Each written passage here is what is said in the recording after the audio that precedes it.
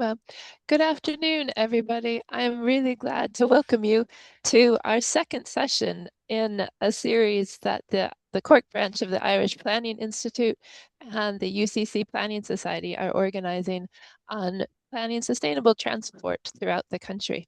Last week, we had a really thought-provoking presentation by Dean Phelan of UCD about the Conundrum Project and the challenges that they've faced in planning for local sustainable travel. And this week, we're really privileged to have Julie Galbraith and Dhruv Kadam of the National Transport Authority here to talk to us about their experiences with area-based transport assessments.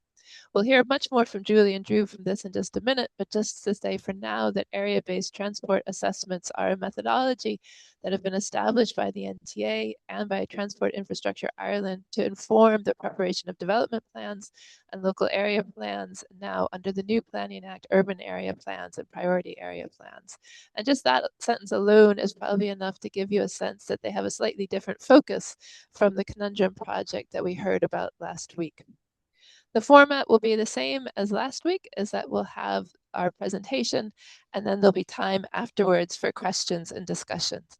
You should have access to a questions button at the bottom of your screen. So please just enter your questions there. So what I'd like to do now is introduce our two speakers before I hand it over to them.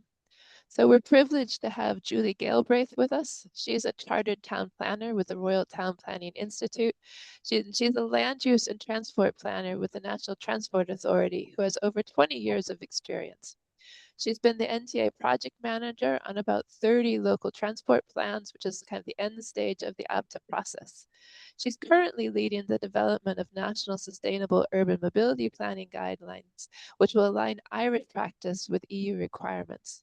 And she's also the project manager for the Galway Metropolitan Area Transport Strategy and has extensive experience in statutory planning and policy development.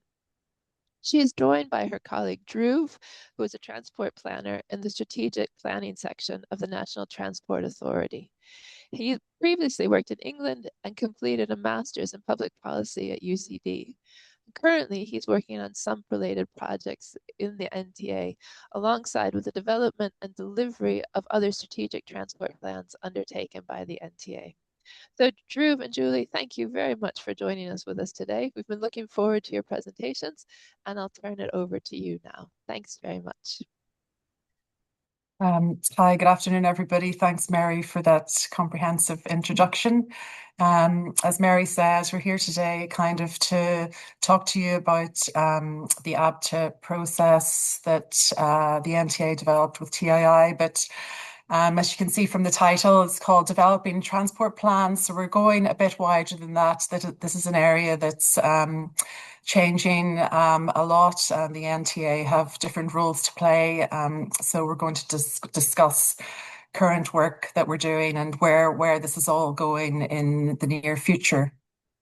Just to talk a bit more about that. Most of you will know we developed our ABTA methodology with TII back in 2018. As well as that, the NTA works developing transport strategies, the GDA strategy, obviously, which is statutory, and the metropolitan area transport strategies for the other cities. And they also have a methodology that is well developed, but we haven't written down and shared in any formal manner yet. And I also have there, in the area of transport plan development, is the SUMP guidance from the European Commission. And that also sets out a methodology for making transport plans for the cities, but at different levels. So all of these three things, the NTA have a role now, and we'll discuss today how we're bringing that together in current work. To recap on the ABTA methodology to begin with, the main purpose was to ensure integration between land use and transport planning. And as well as the guidance, we developed a kind of a pilot methodology, which was more detailed and kind of set out how you might actually carry out each step. But just to kind of highlight, this was a pilot. And a lot of work has been carried out in this area since the pilot was published, and a lot of lessons have been learned through the local transport plan programme that the NTA has led. So while the pilot methodology talked about transport planning for development plans and local area plans, the primary output, as most of you will know, has been local transport plans, and many have been developed across the country. Just to set that in a little bit of context, LTPs are the bottom of the planning hierarchy, but in some ways, they're one of the most important because they're the most tangible at the local level, and they set a framework for schemes and projects for transport in local areas. And also, this provides a tool for ensuring the transport planning is linked in and integrated with area plans at that level of planning, whereas the transport strategies obviously relate closely to the MASP areas. So just to kind of remind everybody about the purpose of the local transport plans and what we're trying to achieve, as I said, primarily to bring about better integration between land use and transport planning, but also to set a clear framework for the development of transport schemes and projects for the plan area. In connection with that, the purpose is also to ensure that the NTA functions, so responsibility for public transport and also active travel, are brought together and considered in a coherent manner, and also that national level and regional level policy can be properly applied in the transport sector at the lower levels of plan making. So there's been quite a body of work carried out to date, and through kind of all of the local transport plans that we've done. This just shows a summary of what are the key, what we find are the key aspects that should be outputs from the project. And I'll cover a bit more detail about each of these as we go through the presentation, but just to set the context, an evidence base which looks at how the land use and the transport work together and what the transport demand coming from that is. Also considering the context. So the main question there is, what are we planning for? Consider future population changes in land use and development, and any potential major planned schemes within your plan area. And then the plan itself obviously should consist of setting out your transport networks, the measures used to achieve those, and prioritizing them in some way within your plan. And of course, to remind everybody that the ABTA and the LTPs require the consideration of all modes of transport. And in particular there, we might highlight that goods movement and freight should also be considered through the process and in developing your measures. And this is an area we'll touch again on later, that we're looking at doing some additional work in supporting how that can be done. So to date, the LTP programme has resulted in approximately 40 local transport plans being completed so far. And you can see some lists there on the right-hand side, generally focusing on the regional growth centres and the key towns. But we've also moved on to producing local transport plans on smaller settlements, and a lot of local authorities are working on smaller settlements at the minute. Galway County are producing quite a few. Mayo are also looking at places like Ballyhonus. Donegal have looked at Killybegs. So there's a considerable amount of work also being done translating the process to lower level settlements, and just ensuring that the methodology and each stage is appropriately changed for lower level settlements. So yeah, a lot of work completed to date, but also within that, there were a lot of learnings from the process. As I said at the start, it was a pilot, so we hadn't tested it fully before, and we've learned a lot of lessons along the way. A question also that often comes up in relation to the LTPs is kind of their weight or their statutory footing, and they're not, as you all know, they're not statutory plans, but it was an objective of the NTA and TII from the outset that they should, if possible, be undertaken with and form part of local area plans. And going forward, we would expect that that would apply to any area plan, regardless of the kind of overarching title of it. So that's the manner that gives them the statutory basis, and also the fact that they should, where there is NTA, close NTA and TII collaboration and input, they are local authority plans and they should be led and owned by the local authority. And on the right-hand side there, you can see that I have two RPOs that are from the Northern and Western regional strategy, and which strongly support the production of local transport plans and their incorporation into other statutory planning documents, including development plans and local area plans.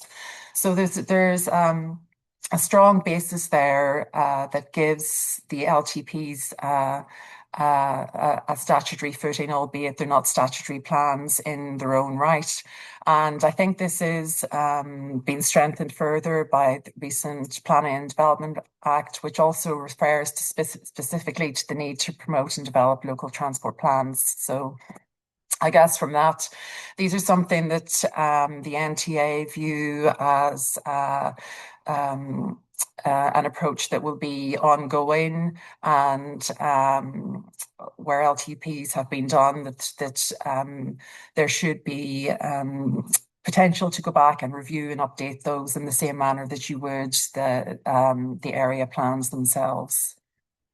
So just to talk a little bit more about the ABTA process, and there's a lot on this slide, so I'm not going to go into too much detail, but really on the left-hand side there, this was their kind of initial concept from the original guidance, and a couple of points I just want to underline. It really is to show how we envisage that the transport plan making process should be integrated with the area plan making process, if at all possible. And a number of LTPs have been produced as standalone documents, and that also does work if they work closely with their planning colleagues in producing them. But I guess it goes back to the objective from the regional strategy that we would hope that where that happens, that eventually local area plans or development plans are varied to bring in the outputs of the LTP. But the integration of the two processes brings a stronger outcome in terms of integrated transport and land use planning, but also can offer savings in terms of resources. Your environmental assessments can be done on the two things at once, and also public consultation, stakeholder consultation.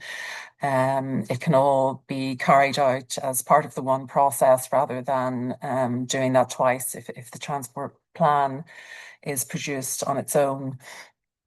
But as I said, we've done a lot of transport plans now. We've been through the ABTA process a lot of times with different local authorities and different consultants helping out.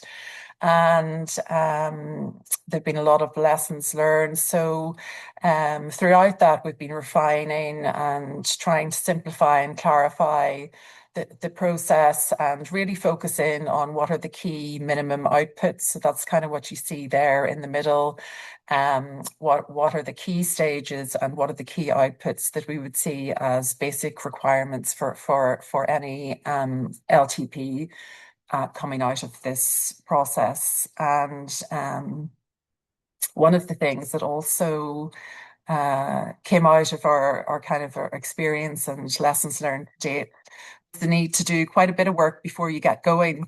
I think we hadn't perhaps set that out in much detail in our original guidance or pilot, but really that advanced stage, as we now call it, there in the diagram to the right, is critically important in getting your team up and running, making sure you have a good project manager, working out what your governance requirements are, who is involved, if you need to have consultants or not, and perhaps having a tendering process, thinking from the get-go about how you're going to consult and bring in stakeholders and the public.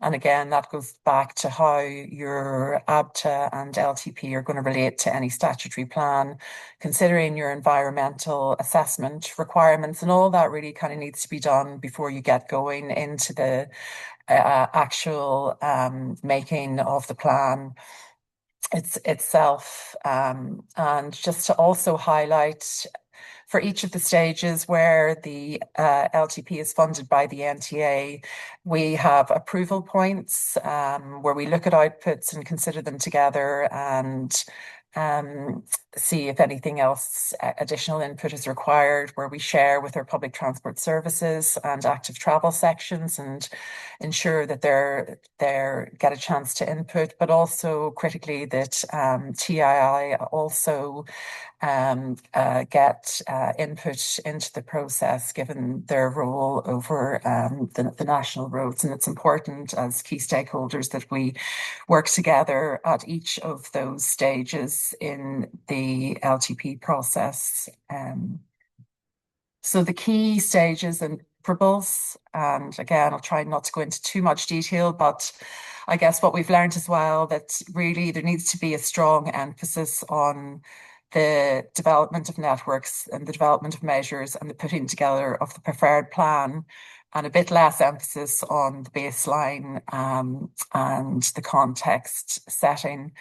And that's where we need to concentrate resources and also where the main body of the work can be done. And again, where the LTPs along with an area plan, the suggestion would be that, you know, try and bring your baselines together so you're not duplicating work and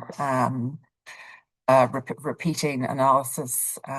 So just to highlight here, key outputs from the baseline, we would expect a clear understanding of the transport and land use integration picture as it is at in your plan area. What are the demands and how well are they being met or not?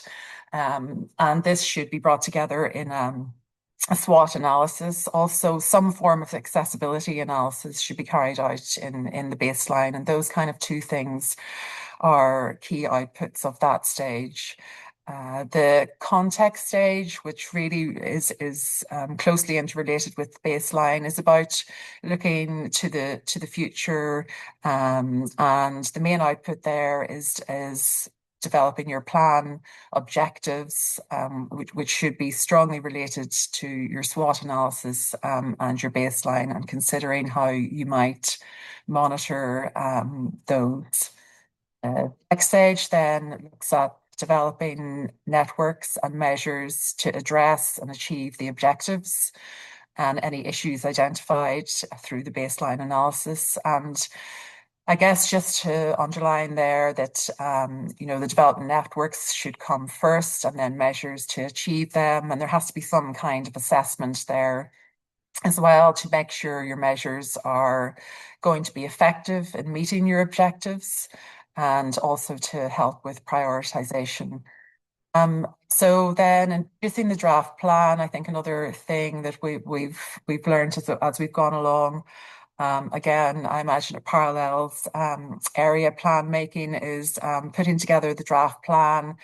A lot of the background analysis really can be kept as appendices or kept out of that. And we want to try and focus in the plan that it really presents what you're trying to achieve and what you're proposing in terms of networks and measures. And then while there is and should be consultation throughout those stages, in particular with stakeholders, public consultation is required on the draft plan, and that should inform the finalisation of the plan to support an area plan. So that's kind of just highlighting the key outputs again of each stage. Uh, and so just taking a closer look at some of those stages, the baseline and context, as I said already, make sure to consider all modes, people and goods, include accessibility mapping, carry out consultation, and where possible, reuse analysis from elsewhere. And in considering any future land use changes, look at population, employment, education, identification of new opportunity sites, but also just to underline that this doesn't have to be the consideration of future context doesn't have to be a difficult forecasting exercise, and really it's about identifying key sites and how you think your plan area is going to change. And also to remember that, we're trying to influence the existing transport situation as well, not just additional growth, that's really the largest proportion of the transport demand is what's there already. And we're trying to shift that towards meeting the objectives towards more sustainable modes through these plans. So the future context leading on for that then is really where you identify your objectives, and you can see a couple examples there on the right from different plans. Again, it's really, you would say, up to the local authorities in some ways what way they want to do that. You can see the bottom example there has grouped it by different topics, where the top has kind of standalone objectives, but really important to make sure that you're targeting your own plan area and any key characteristics that it might have. So not the point here is to decide what your vision is for the future, and decide where you want to get, and then work towards how you're going to get there.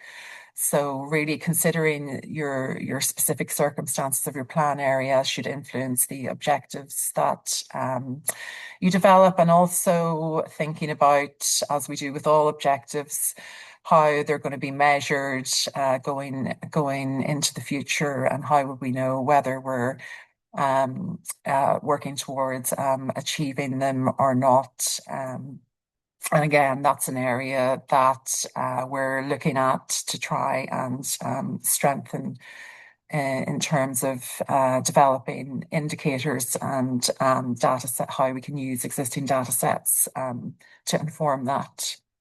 So the next stage then is network development. And as we say there, it's a top-down fashion. So what we want to do is identify where we want to link together by what modes. And that's kind of what we mean by setting out the networks. And so we do that first, and then develop measures that can assist in achieving those networks. Just to underline as well, like these are spatial plans, obviously, and like area plans, mapping is essential and critical, both in getting the message across, but also in supporting assessing the measures and looking at measures against one another. So when you have your networks, and again, we're looking at all modes, we can move on to measures development to achieve those. The measures are aimed to build up towards your networks and to work towards achieving your objectives. Again, just to underline, it's for all modes, and also to include behaviour change initiatives and demand management. And that's an area that's likely to grow as a result of the recent moving together publication. So in terms of level of detail of measures, that's something that we've had quite a lot of discussions on, and it's come up with different local authorities. Really, this is not scheme level design. What we want to do is be able to demonstrate proof of concept. Most of the measures that are in these LTPs will have to go through another planning process at some point, or at least further design optioneering, even if that's for a Section 38. But a lot of them will end up perhaps as part of planning applications or in Part 8. So that's where the detail design should take place. What we want to be sure of in the LTPs is that the concept itself is feasible and can help us to achieve our objectives that we've set out. So in also just in looking at measures, just quickly on the last point there, depending on the scale of your plan, you may not have options. And in our pilot methodology, we talked a lot about options and how you look at one option against another. A lot of the time, there aren't options. There aren't opportunities to say, well, will we do measure A or should it be measure B? Often it's all measures, which ones are feasible, and then prioritizing those. And that can also have an impact on how much work you need to do and what type of assessments you need to do at the next stages of the ABTA, because where you do have options, you may need to do just a little bit more work to work out which ones you should progress and make it into the plan. So when you have your list of measures, the next stage then is assessing those. And again, we're always looking back at our objectives. How do we consider these against our objectives? Again, there's two examples there of kind of ways that this stage has been interpreted.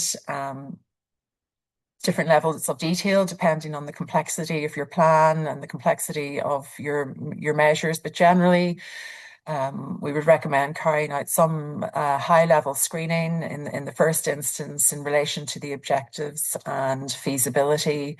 And then for measures that make it through that screening, generally a multi-criteria analysis against the objectives. And often that is a qualitative assessment. So again, I guess in this stage of the process, it's really important that the local authority and the NTA and other stakeholders, TII consultants, if you have them, the professional input is and knowledge of the local area is critical to this stage. So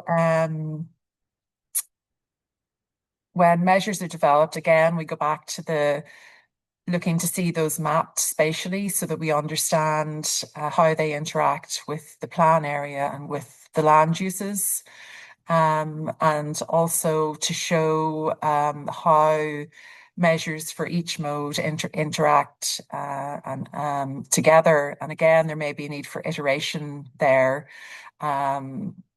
Where to make sure that there's not conflict between measures against different modes. And an important part of this is also to prioritize your measures. And here's just a couple of examples of what that could look like. So generally, we're looking at short term, medium term, and long term, and where short term might be, like kind of a local area plan time frame. So again, there's flexibility in that, and it's really up to the local authority and what statutory plans it's linked to can influence the timings there. But that's kind of why we focus on short, medium, and long term rather than being tied down to specific years. And again, there's different ways of doing that, grouping the measures together or looking at each measure individually. But it's really to get a handle on what are the most important measures to help build up the networks for this plan area. And for example, you may focus on your settlement center and working outwards for there, or if you feel that for walking and cycling, for example, is already strong in the center, then it may be prioritizing linking in areas further out. So it goes back to your baseline, and your individual characteristics should be brought in there as well. Um, Reiterate again the importance of the integration between the land use and transport. So what we like to see then is when we have a draft preferred plan to overlay that with the land uses and any proposed changes to the land use, and a bit of a kind of critical look then at, are we serving areas of development or not? And there needs to be kind of a review there, and you may need to go back and iterate a bit if gaps are identified at that stage. That's also an important output from the plan, is making sure that at the end, the land use and the draft transport plan can be clearly represented together and how they're going to work together. So yeah, so just to what's the summary of all that? I guess is shown there is the checklist of what needs to be done, and the key outputs from the process. And I think all our local transport plans to date have had all of these things. To different levels of detail. There's a couple of areas there, for example, monitoring and evaluation. And again, that's something that we identify as an area that needs further work and strengthening up. So the final plans should set a clear and agreed framework for transport for the area. And it's important to remember that the point of this is to support the land use, but it's also that this framework can be used to justify funding, to inform pre-planning, and to set a context for other decision making within the plan area going forward. Planning context has changed a lot in recent years, and with a lot of new initiatives, for example, the town centre first and public realm projects, and all of these things interrelate really closely with transport and the LTPs, and it's just important to bring all of those together if possible. So it's kind of a whistle-stop tour of the ABTA process, the different stages, and the amount of LTPs that we've done worked on so far with many local authorities and at different scales. And I guess through that we kind of identified, and I've kind of mentioned quite a few of them already, number of lessons learned in areas where we thought we need to go back and maybe have a look again at the process, and in particular at the methodology, pilot methodology, and to review that and bring in the lessons learned to date. So that process was kind of underway, but also important to that is it was 2018 when the original guidance note was published, and you'll all know there's been kind of significant and rapid changes in transport and land use planning since then. In particular, they're relevant to this kind of work is the Climate Action Plan, the National Sustainable Mobility Policy, and NIFTY.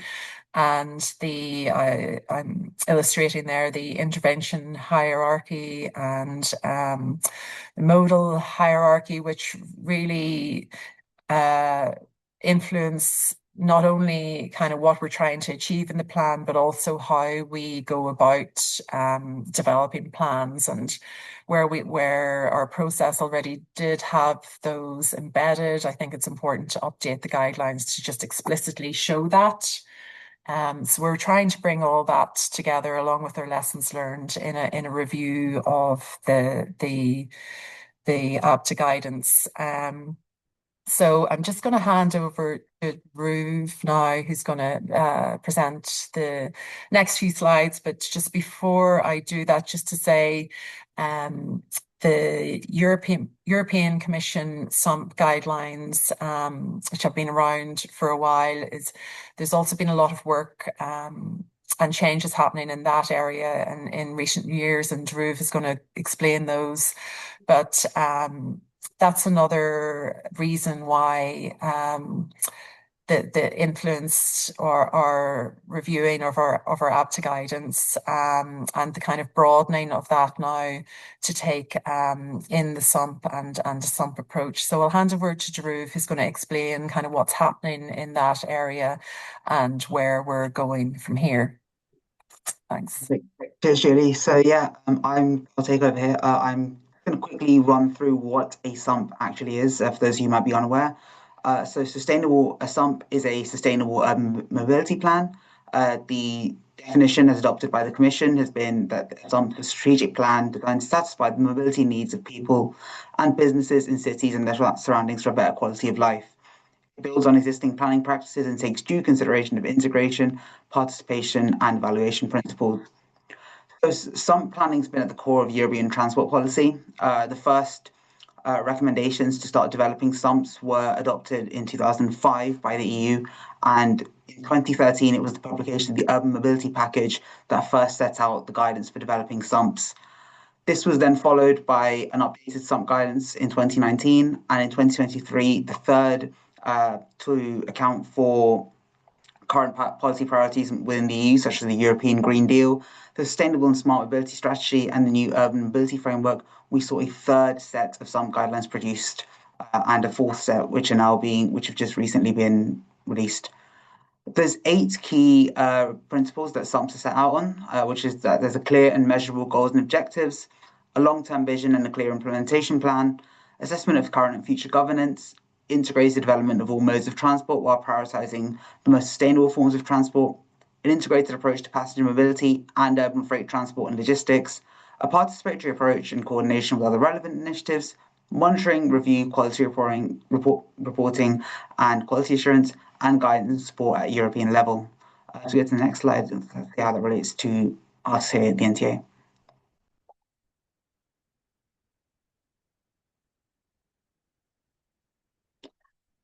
So the key legislation that applies to us is the revised 10T regulations. That's the Trans-European Transport Network, and its regulations 24/1679 and Article 41.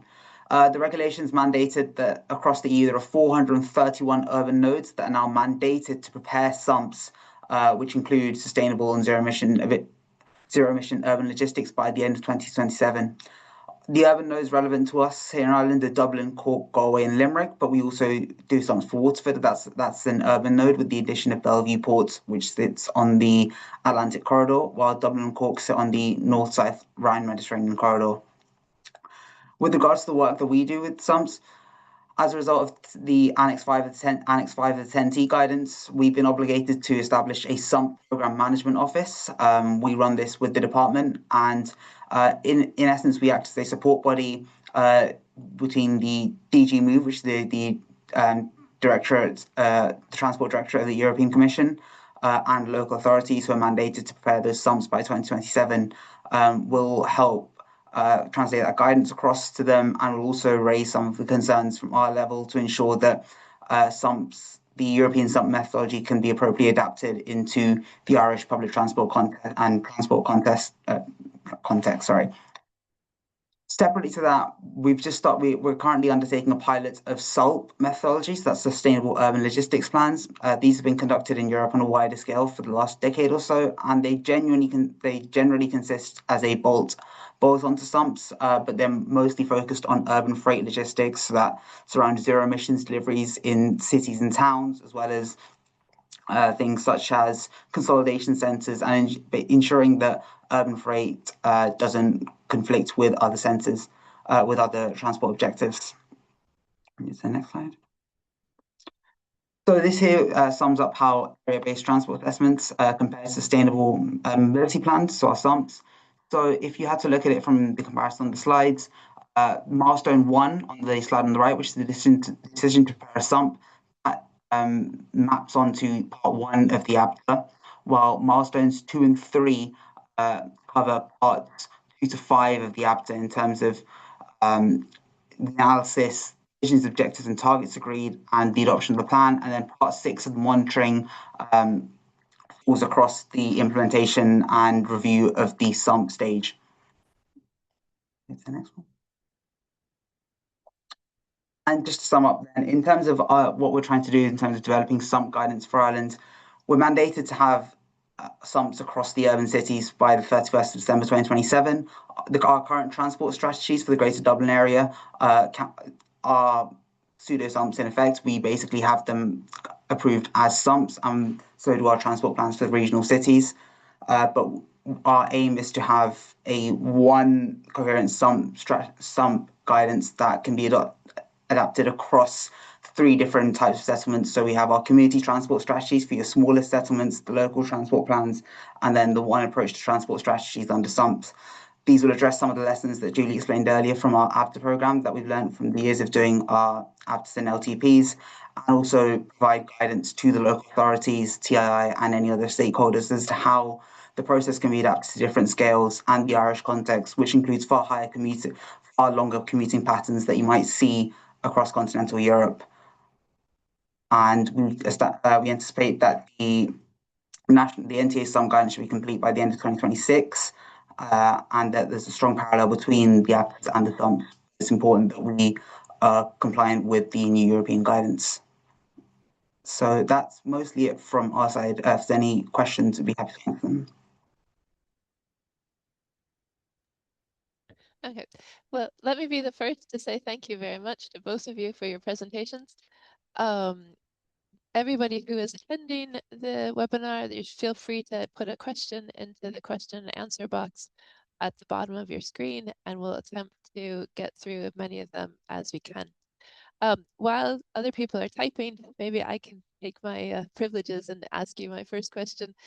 And it kind of goes back, both kind of ties both of your presentations together, and then also goes back to something that you were saying at the beginning, Julie, about the various strategies that the NTA is involved in the metropolitan area transport strategies that you've taken care of, and with the SUMPs coming in. And I'm wondering, thinking about sort of neighborhoods in our cities, which might have, the population of some of the towns that various people have carried out ABTAs and local transport plans for.